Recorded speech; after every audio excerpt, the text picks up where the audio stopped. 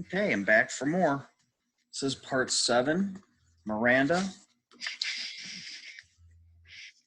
I forgot that I might see so many beautiful things. I forgot that I might need to find out what life could bring. And Dane from Beautiful Things, part 7. Camp Lies. My parents got divorced, so this is Miranda talking now. My parents got divorced the summer before ninth grade. My father was with someone else right away. In fact, though my mother never said so, I think this was the reason they got divorced. After the divorce, I hardly ever saw my father, and my mother acted stranger than ever. It's not that she was unstable or anything, just distant, remote. My mother's the kind of person who has a happy face for the rest of the world, but not a lot left over for me. She's never talked to me much, not about her feelings, her life. I don't know much about what she was like when she was my age.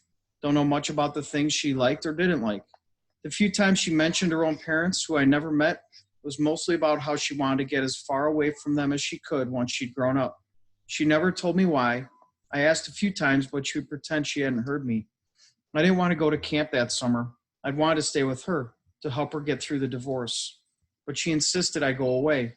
I figured she wanted the alone time, so I gave it to her. Camp was awful. I hated it. I thought it would be better being a junior counselor, but it wasn't. No one I knew from the previous year had come back, so I didn't know anyone. Not a single person. I'm not even sure why, but I started playing this little make-believe game with the girls in the camp.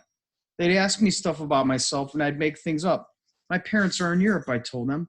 I live in a huge townhouse on the nicest street in North River Heights. I have a dog named Daisy. Then one day I blurted out that I had a little brother who was deformed. I have absolutely no idea why I said this. It just seemed like an interesting thing to say. And of course, the reaction I got from the little girls in the bungalow was dramatic. Really? So sorry. That must be tough, etc., etc. I regretted saying that the moment it escaped from my lips, of course. I felt like such a fake. If Via ever found out, I thought she'd think I was such a weirdo. And I felt like a weirdo. But I have to admit, there was a part of me that felt a little entitled to this lie. I've known Augie since I was 6 years old. I've watched him grow up. I've played with him. I've watched all 6 episodes of Star Wars for his sake, so I could talk to him about the aliens and bounty hunters and all that. I'm the one that gave him the astronaut helmet he wouldn't take off for 2 years. I mean, I've kind of earned the right to think of him as my brother. And the strangest thing is that these lies I told, these fictions, did wonders for my popularity. The other junior counselors heard it from the campers, and they were all over it. Never in my life have I ever been considered one of the popular girls in anything. But that summer in camp, for whatever reason, I was the girl everybody wanted to hang out with. Even the girls in Bungalow 32 were totally into me. These were the girls at the top of the food chain. They said they liked my hair, though they changed it. They said they liked the way I did my makeup, though they changed that too. They showed me how to turn my t-shirts into halter tops. When I got home from camp, I called Ella right away to make plans with her. I don't know why I didn't call Via. I guess I just didn't feel like talking about stuff with her.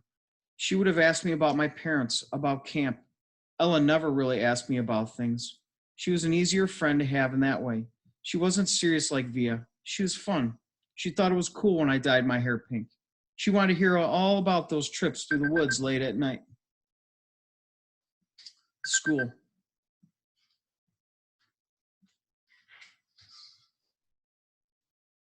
I hardly saw Via at school this year, and when I did, it was awkward. I felt like she was judging me. I knew she didn't like my new look. I knew she didn't like my group of friends. I didn't much like hers. We never actually argued. We just drifted away. Ella and I badmouthed her to each other. She's so this, she's so that. We knew we were being mean, but it was easier to ice her out if we pretended she had done something bad to us. The truth is, she hadn't changed at all. We had. We'd become these other people. She was still the person she'd always been. That annoyed me so much, and I don't know why. Once in a while, I'd look to see where she was sitting in the lunchroom, or check the elective list to see what she'd sign up for. But except for a few nods in the hallway and an occasional hello, we never really spoke to each other. I noticed Justin about halfway through the school year. I hadn't noticed him at all before then, other than that he was this skinny, cutish dude with thick glasses and longish hair who carried a violin everywhere. And then one day I saw him in front of the school with his arm around Via. So Via has a boyfriend, I said to Ella, kind of mocking. I don't know why it surprised me that she'd have a boyfriend. Out of the three of us, she was totally the prettiest. Blue eyes and long wavy dark hair, but she never acted like she was all that interested in boys.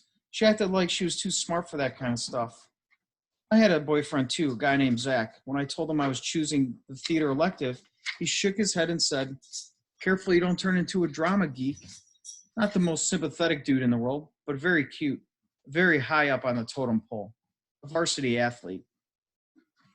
I wasn't planning on taking theater at first. Then I saw Via's name on the sign-up sheet and just wrote my name down on the list. I don't even know why. We managed to avoid one another throughout most of the semester, like we didn't even know each other.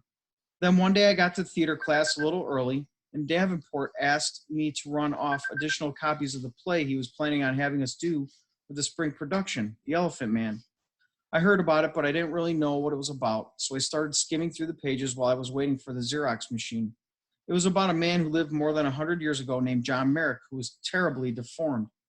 "We can't do this play, Mr. D," I told him when I got back to class, and I told him why.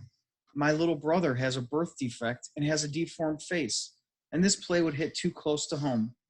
He seemed annoyed and a little unsympathetic, but I kind of said that my parents would have a real issue with the school doing this play. So anyway, he ended up switching to our town. I think I went for the role of Emily Gibbs because I knew Via was going to go for it too. It never occurred to me that I beat her for the role. What I miss most. The things I miss the most about Via's friendship is her family. I loved her mom and dad. They were always so welcoming and nice to me. I knew they loved their kids more than anything. I always felt safe around them, safer than anywhere else in the world. How pathetic that I felt safer in someone else's house than in my own, right? And of course, I loved Augie. I was never afraid of him, even when I was little. I had friends that couldn't believe I'd go over to Via's house. "His face creeped me out," they'd say. "You're stupid," I'd tell them. "Augie's face isn't so bad once you get used to it." I called Via's house once just to say hello to Augie. Maybe part of me was hoping Via would answer. I don't know. "Hey, Major Tom," I said, using my nickname for him. "Miranda." He sounded so happy to hear my voice, it actually kind of took me by surprise. "I'm going to a regular school now," he told me excitedly. "Really? Wow," I said, totally shocked. I guess I never thought he'd go to a regular school. His parents have always been so protective of him. I guess I thought he'd always be that little kid in the astronaut helmet I gave him. Talking to him, I could tell he had no idea that Via and I weren't close anymore. "It's different in high school," I explained to him. "You end up hanging out with loads of different people." "I have some friends in my new school," he told me. "A kid named Jack and a girl named Summer." "That's awesome, Augie," I said. "Well, I was just calling to tell you I miss you and hope you're having a good year. Feel free to call me whenever you want, okay, Augie? You know I love you always." "I love you too, Miranda. Say hi to Via for me. Tell her I miss her." "I will. Bye." Bye. That's the end. See you tomorrow.